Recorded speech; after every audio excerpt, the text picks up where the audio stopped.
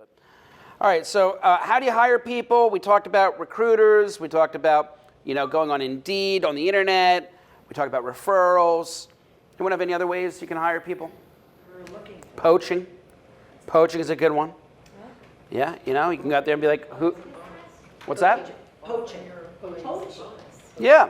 Job. And who are the best recruiters for your business besides yourself? Your customers. Your customers and your employees.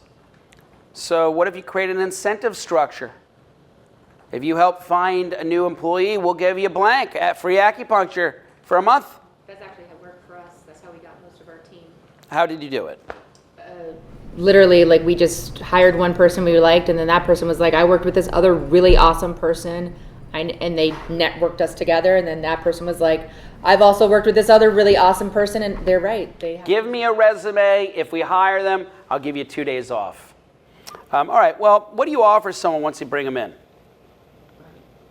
You got to find, money, gold, whomp them.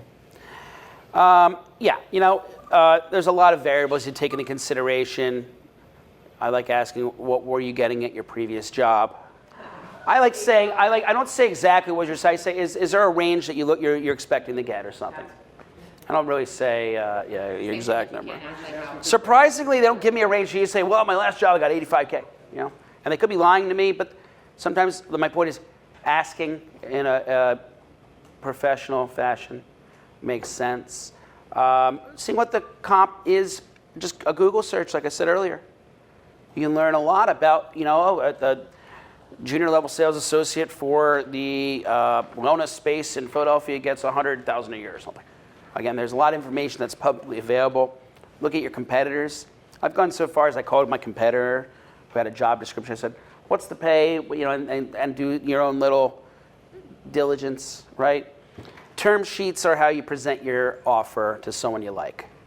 A term sheet. You don't go straight to a contract unless you already have the contract written.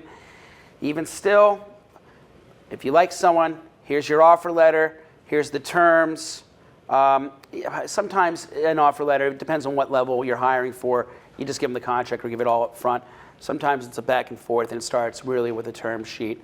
Non-binding letter that just says, here's what we're looking for, here's what you're looking for, are we on agreement? Sign the bottom. Once they sign the bottom, you forward that to the legal team, and then converts that into the contract that goes to the employee for signature. Makes sense, right? But you got to set these processes and keep them kind of uniform, and that's it. The contract negotiations sometimes kill deals, right? You get stuck up on one clause. Yeah, go on, AJ. When do you do employment contracts? Because I've never done one. When do you do them? Yeah. Not every employee. When you're, okay. So if you talk to any law school professor, they're going to say every employee. Interesting. I thought it was like at will or something like that in Jersey. You still should outline the parameters and the expectations and everything in writing. Is that more of a job description in writing versus a contract? Like, isn't contract implied? It's the same thing. I guess the question is, does contract imply a term? Sometimes. Contract is an offer, acceptance, and then partial performance. That's the legal definition of when you have a contract. So there's an offer, I got a job for you, you accept it, and then you come over and cut my grass, you perform, even the second the first blade is cut, or the second you put the lawnmower in your car to drive to my house, that's performance, right? That's legally when you have an agreement. However, God forbid something ever happened and you get caught up in litigation, you want to cover your butt. So you cover your butt by having everything in writing and the parameters defined. Like for my contracts now with my employees, all employees and all contracts now have a clause that says that we don't go to court if there's an event, if there's an issue with this agreement or with your employment, we go to mandatory expedited arbitration.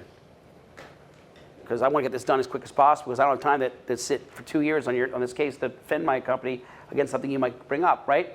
So I make it very clear that I have a one-page agreement.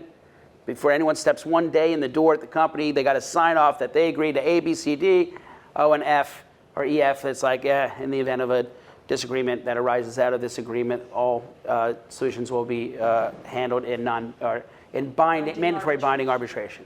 One clause, simple, stupid. That's my point. We don't need it. You're right, because a contract can be implied, and you can have verbal. But in this case, when it comes to the assignment of invention clause, which to me is one of the most important clauses you can do as a business owner, it's called an assignment of invention. It's basically saying any work product that you create at this company is work product of the company. If you don't have an assignment of invention clause in your contracts or in your agreements with any of your employees, they can claim ownership to any work product that they've created. Even if they're terminated, they can come back and sue you. So you want them to turn over all rights to all work product that they've created. Does that make sense? Right, so there's a couple clauses in there that are important that I would prefer to have an agreement for. And again, it depends on the life cycle of the business. If it's in early days, inception of the company, I'm not too much. I'm gonna move as quick as I can because I'm trying to get revenues in the door. And you can afford to be creative, and you can afford to gamble and take a chance, not get every T crossed and I dotted. But at some point, there should be an assessment where you review all the contractual relationships between yourself and the employees of the business. And that should probably happen maybe like once a year, at the end of the year, just to make sure everyone, you don't need to amend an agreement. There's no exhibits on agreements that need things added to them. There should be an actual couple hours at the end of each year when you do review every single person on your cap table and their formal connection to the company. Whew, that was a lot, guys, but makes sense? So do you want? Right here, you're setting up front expectations and metrics. Yeah. Put a little bit of fear. Don't steal any of my stuff. Don't steal any of my clients. I'm telling you right now, one time only up front. And I don't want to tell you again. And they don't forget that conversation. And they remember what they signed. They might not remember what it said, but they remember they signed something and how it made them feel, and they don't want to risk. They might not even know where that contract is anymore, but they know they signed something, so they're not even gonna think about it. After I get terminated, I'm gonna go to the next thing. You know what I mean? You want to prepare. I guess what I'm getting at is you kind of want to protect yourself, your future self, from any time distractions that might present themselves from a disgruntled employee or person that you weren't expecting. You know what I mean? Yeah. Would you recommend going backwards and asking people who've been looking for a long time to do this now? Say that one more time. To do it retroactively, so people who've been with me for 3-4 years, ask them to do it now? Yes. It's not just me? I'd say, well, again, it's how you phrase it. Hey guys, we retained new counsel. We have some new forms coming around to the business that everyone needs to sign. Just give me a heads up. Don't worry. Let me know if you have any questions. Especially, I was thinking of you as because creatives, right? Like, and clients, and it's client information, so. And you can say like, listen, and you can blame other things too. Listen, with AI now coming up, there's all these new rules and laws in our legal team, and blame the lawyers. Just blame the lawyers now are tightening, filling a lot of the gaps that we have on our contracts. If you get an email from them with a new agreement, just give me a heads up. Again, no one will fault you for over communicating, but there is a strategic element in how you do convey stuff. Because if you're like, and people only know what you tell them. So if you're telling your employees like, oh crap, you could sue me at any time, I'm exposed, the business is exposed, you're assuming they already knew that. But now, if you have a disgruntled employee who's thinking about quitting anyway, it's like, oh, they're exposed, I have advantage. You don't want to put yourself in that position, makes sense. So how you phrase the request to your team is critical, and there's a way of strategically doing it so that it doesn't pose any more questions or confusion or issues for you in the future. Makes sense, right? Right. But all right. going from nothing to something, right? You know, like Even better, then it's a celebratory moment. This is a celebratory moment. Guys, I'm so happy to announce our company's growing up. Companies it's not a linear growth. They level up. We leveled up, and as such, our legal team is having us get our ducks more so in a row. You're going to have some new contracts coming from me. I'm really excited to get that we made it to this point. This was only a dream years ago. Here we are now. So excited. Let me know if you have any questions. I have a friend who's a nurse, and I said to her, she was really excited because she was drawing a patient's blood for the first time, and that was a big day for her. Not a big day for the patient. Well, Somebody has to be the first one. right? So end of day, she was nervous. End of day, how'd it go? How was your first day in the office? Oh my God, it was crazy. I can't believe it's actually putting my education to use. I'm pretty excited about it. Well, did anyone ask you, like, how long have you been doing this or anything? She's like, actually, because that was her biggest concern, is when you walk in and someone says, how long have you been doing this? You're my first victim. I think I'm going to start asking that from now on. Well, what did she say? I've been trained. No. Did she get asked or did she just get Like, asked? I've been doing She said, you don't want to know how long I've been doing this. Nice. You go either way. True. And there wasn't a rebuttal to that. Actually, I really do need to know how long you've been doing this. It was, They don't. my point, again, To the office that day. people only know what you tell them. So if you can keep your messaging clean, direct, and you can turn any bad event to a celebratory event, it's a good way of communicating, getting messaging across. Look, we talked about incentives, and equity in the past. Equity, once it's out, it's out. It's out for good. Don't be very careful on who you give equity to. But sometimes, if you're hiring for a leadership role, you need to put a performance plan, and you can give them the chance to earn equity. Equity should be earned, never given. And it shouldn't be given up front. It should vest. And there might even be cliffs. So it doesn't start vesting until the company does $1 million a month in sales. When it does, then it starts vesting at a 0.25% or X amount of percent every month for Y amount of time. That wasn't that much, but that was a lot. Did that make sense, though? Right. So, or it could just be, you can be very creative in how you issue equity if equity is earned. Non-competes we talked about. I don't know where they stand right now. The law's in flux, so just keep that, be aware. Kind of a non-solicitation. Right. Okay. Well, code of ethics, usually the answer is yes. Are you going to allow your attorneys to date each other? Or your employees to date each other? Are you going to allow them to take work product home? Are they going to have a company computer? If they do, are you going to have tracking systems and applications on that computer? These are all things that you need to have with your leadership team or in writing, so that there is no dumb question, but at least you have some questions already answered in writing. It's not in writing, doesn't count.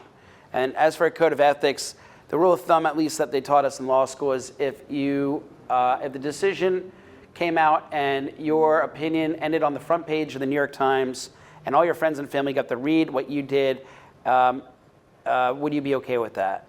And that's usually the question you ask yourself on any ethical dilemma or question when you're outlining what to do with the business.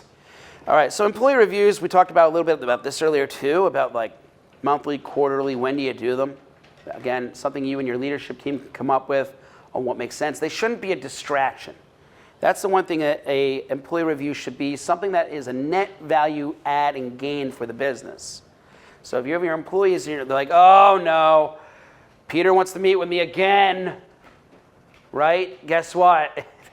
That's never going to end well for me as Peter here, because you got people coming in, jaded. But he can do it right and communicate well. This should be something that people are looking forward to. I want to know how I did relative to my counterparts.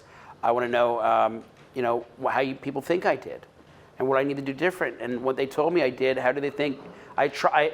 Like, I'll actively, when I work with people and someone has a suggestion for something, I'll do the suggestion, I'll make the change, and then I like positive reinforcement. I want someone to be like, hey, I saw that you changed that. You stopped doing what you used to do.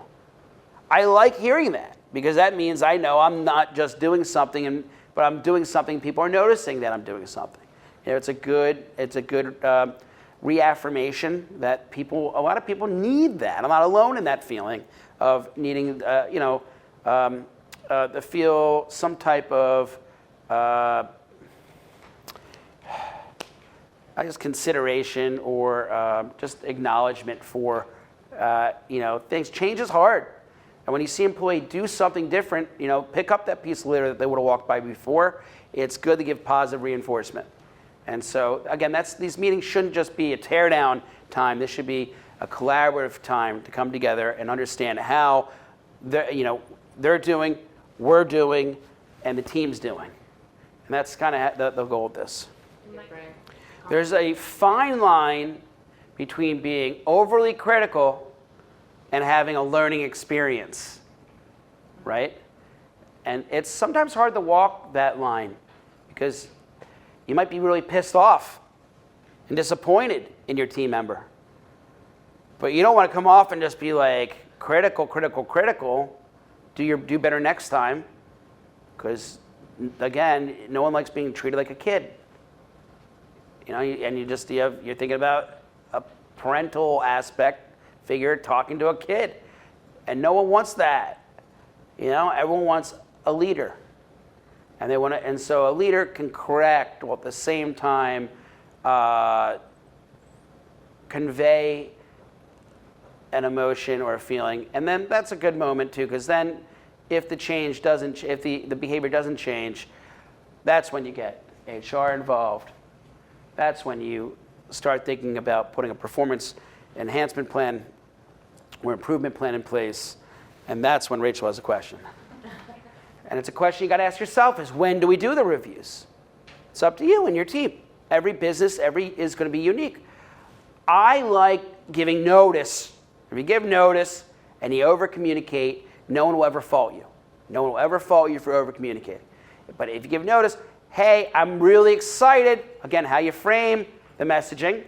I'm really excited that we're going to be, that at the end of this quarter, we're going to be doing formal reviews of the quarter to help set up for next year. Or we're doing at the end of this year, we're going to do team reviews, one-on-ones, just to debrief and understand where we're at for the year.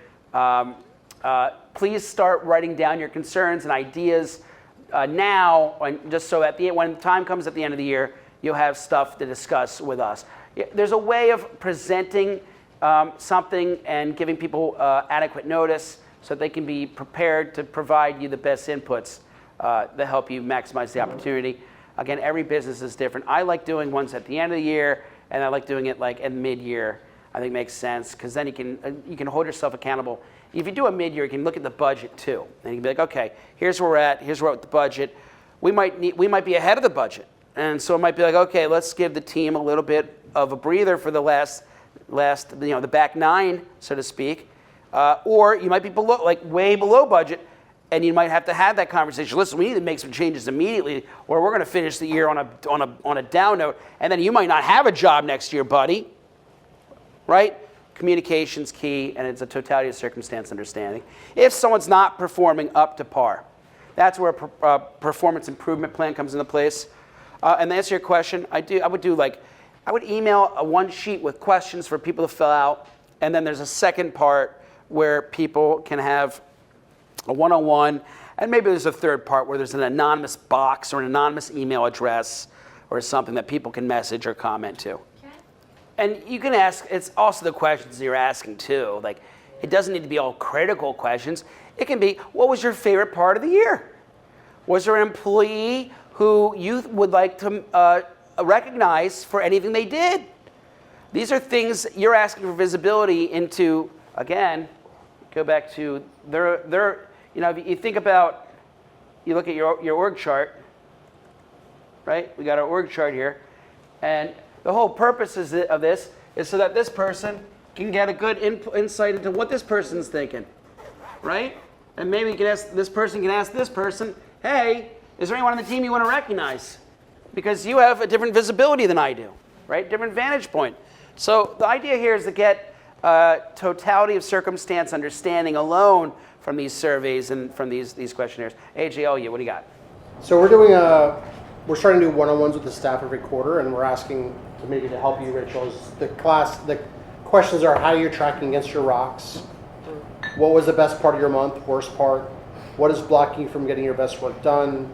What are you learning weekly to further your career? And give me a general check on how you're feeling and doing. So it's kind of a two-way street. Like, I want to support their life goals as well as have a support company. The one thing that I did a while back, which is rough, we did an employee net promoter score where I asked an anonymous question that says, on a scale from 1 to 10, how likely would you recommend technology users as a place to work? Please provide any reasons for ranking the company the higher. I got some, like, you want to get a rude awakening in your business, ask that question and see if you get back anonymous. But Like, do you feel like it brought like good changes or perspectives? I think it really lets you know like, you're going to realize some of your employees are completely delusional. Can you say the question one more time? So I asked an anonymized question. It's truly anonymous. It says, on a scale from 1 to 10, how likely would you recommend technology visitors as a place to work? When you say it was totally anonymized, can you clarify how their anonymity? Yeah. No, I mean, I tracked nothing I tracked nothing when they responded. It was purely No anonymous. IP address. No, nothing. Did you share that information back with the employees? Yeah, I told them how I was results? changing things based on their feedback.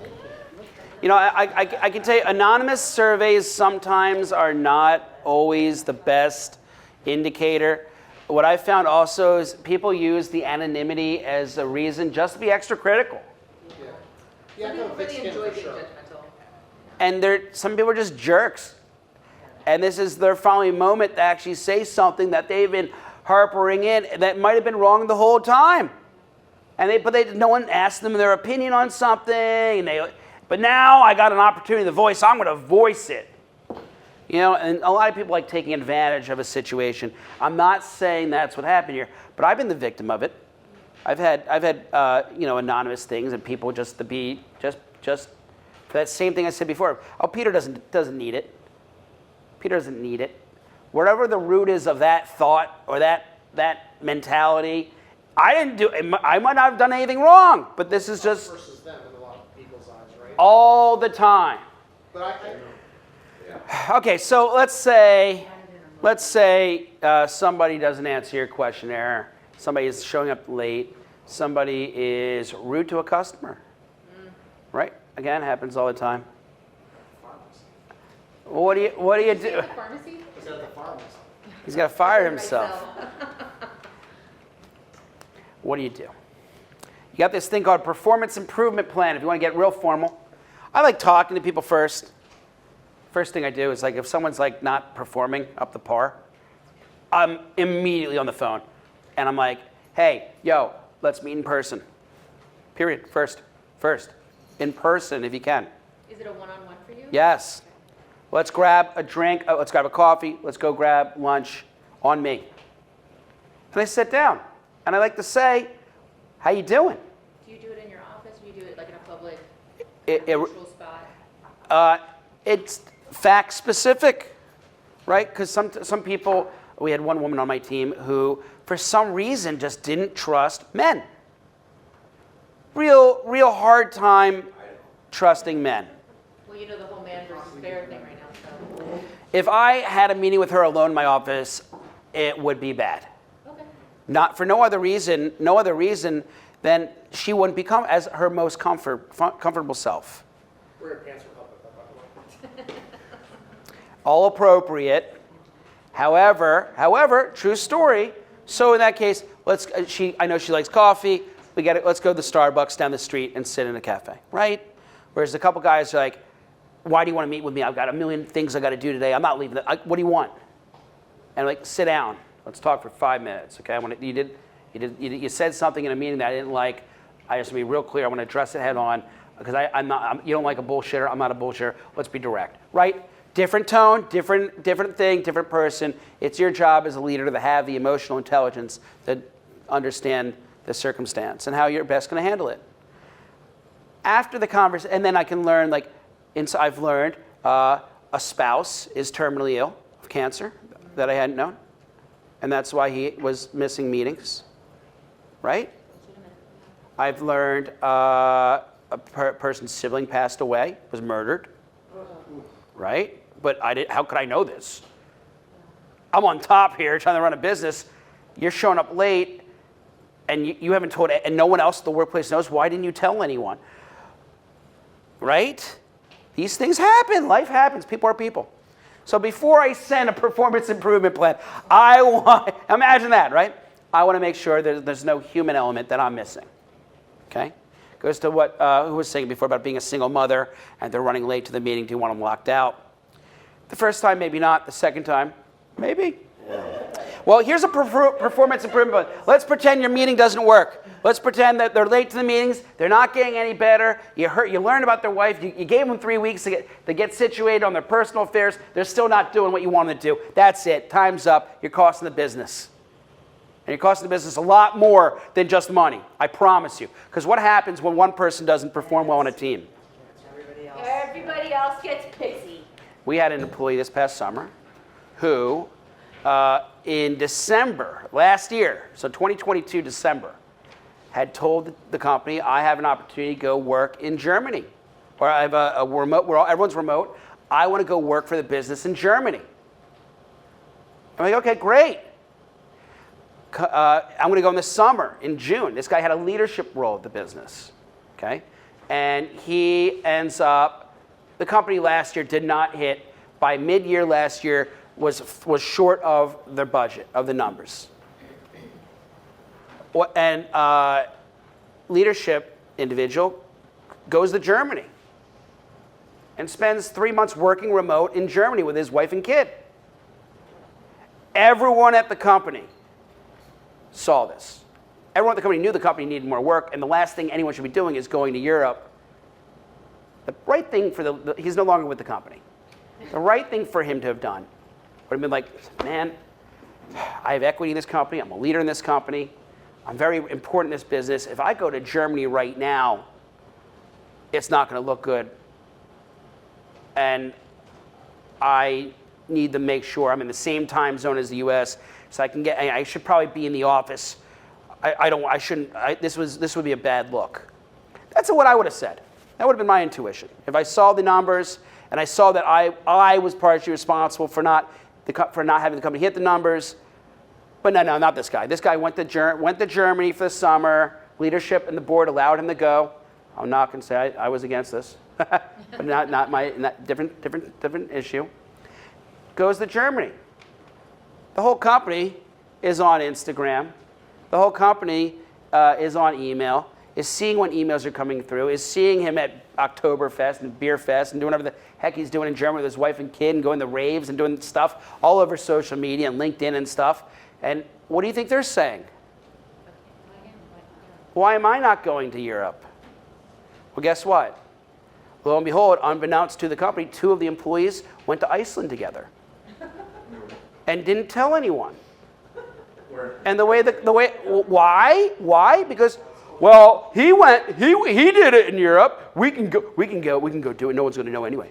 And unbeknownst to them, an accidental they put their company email address in one of the excursions to go visit whatever the hot spring was, and that's how the company found out that she and this other person, because all of a sudden their tickets showed up at 2:00 on a Tuesday to go to the Blue Lagoon. Oops. Right? Oops. Well, wait. And then you're like, well, wait a minute. Why did you think this was a good idea? Well, he went to Europe and For 3 months, yeah. The company allowed it.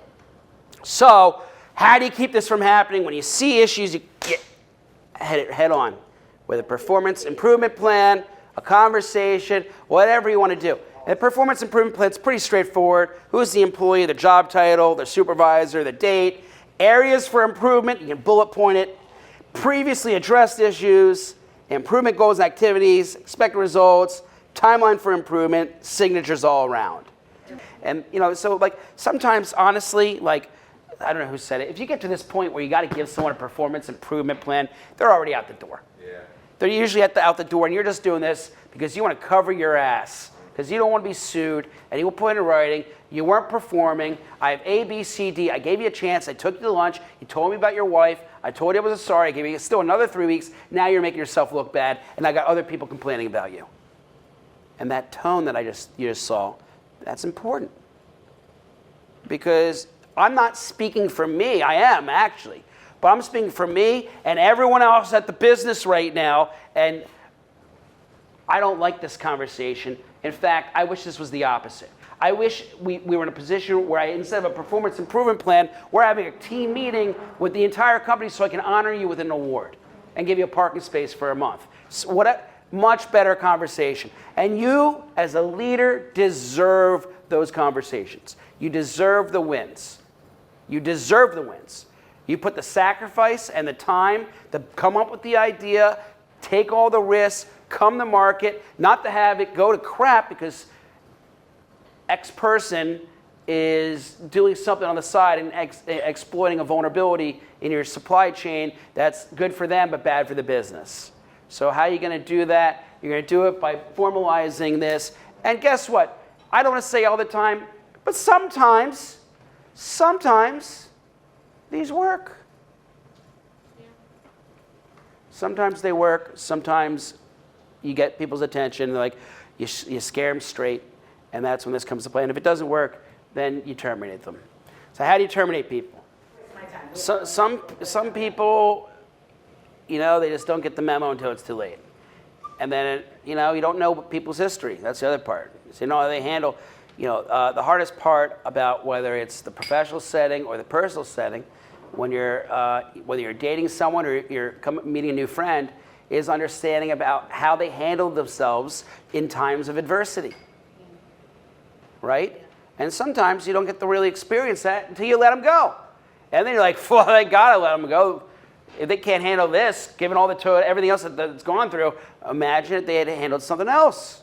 And that would have been another disaster in the business, and you're expecting them to handle it? No. Right. Especially if you already taught them this can be done in 30 minutes, and they still go back to you with 2 hours. You don't have the patience for that. You don't have the time for that. Remind yourself, what if it was the opposite? What if I told her to get it done in 30 minutes and she did it in 15?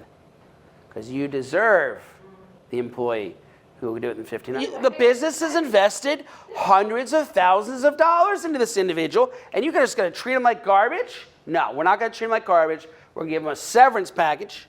We're going to wind them down, and we're going to get them out the door, and we're going to bring someone in who can bring more value and maximize the ROI of our time, our investors' time, and our clients' time.